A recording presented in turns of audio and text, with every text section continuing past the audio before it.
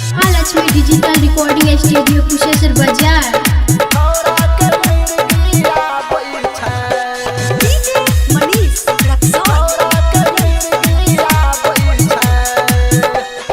छौरी देख के तोहर चबूतरा छौरा के मिर्गिया बोल छै गे छौरी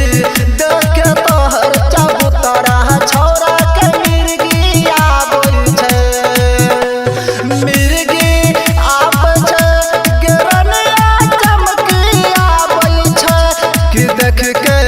तोहर ललका दुपट्टा छौरा के आँती उछलै छै गे छौरी देख के तोहर चबूतरा छौरा के मिर्गिया बोल छै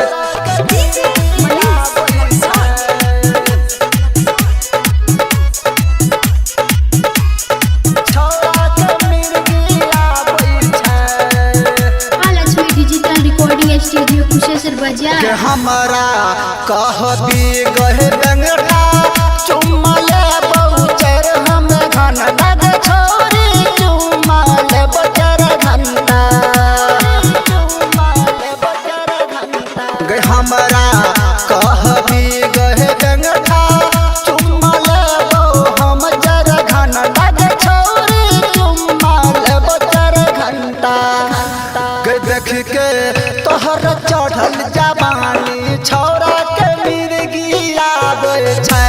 गे छौरी देख के तोहर चबूतरा छौरा के मिर्गिया बोल छै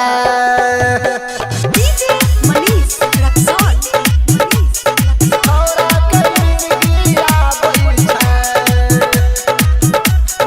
छौरा के मिर्गिया बोल छै गखली